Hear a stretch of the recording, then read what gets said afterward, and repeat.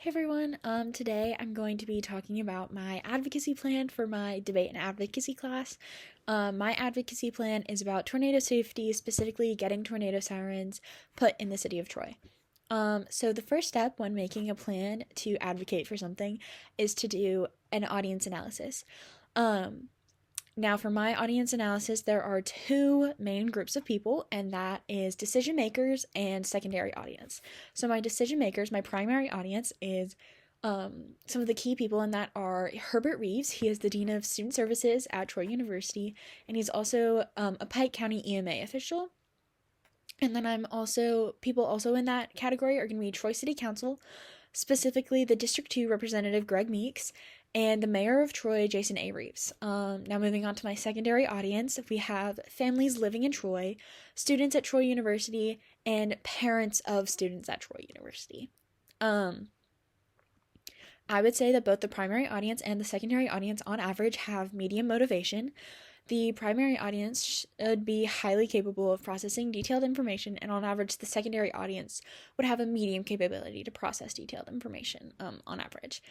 So the next thing you do is you select which routes you are going to be taking for each of your audiences. For the primary audience, central route strategies would probably be the best way to target them to get some endorsements. And for the secondary audience, it would probably be a good idea to start with peripheral route strategies and move to central processing strategies once there's engagement.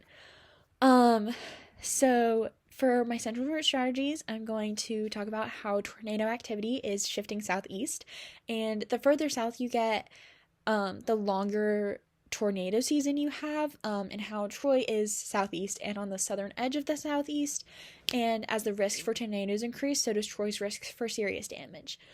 And if citizens and students are caught unprepared, so could fatal injuries. I'm also going to be showing this graphic of Alabama tornadoes per county per year.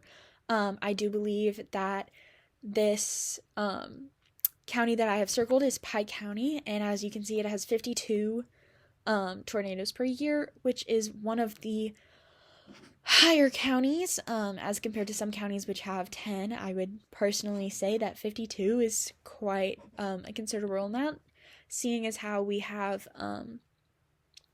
plenty of students and young families that are in Troy.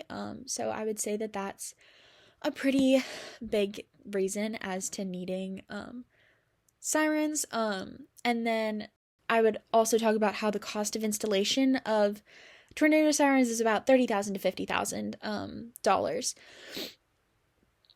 Now moving on to peripheral route strategy, you could get endorsements from like the Troy Service Club and Troy SGA, maybe even Chancellor Hawkins, just so that people see authority figures and people in their community that make a difference saying things. But mostly it's going to start out with social media posts such as this one, which is "Silence isn't safety, sound the siren, #Sirens for Troy." #Sirens for Troy being our main connecting theme. Also this one, "Tornadoes take, sirens save, protect Troy." Again, #Sirens for Troy. And also this one, "Tough tornadoes, tougher Troy, time for sirens." #Sirens for Troy. Now, when it comes to my message delivery, this would be presenting tornado research at a city council meeting. That would be central route. And then posting on Troy Parents Facebook page and City of Troy Facebook page. Those would be peripheral route, and even just having your own Facebook page that you post on, Instagram page, getting the word out that this is a need in the community. Repeatedly post on Facebook pages and add some central route information as a following gathers. So for the first little bit, you would just want information grabbing them. And then what you would do for evaluation is you would start with a survey, and then use that to better formulate messages. And so that is my plan for advocacy and sirens for Troy.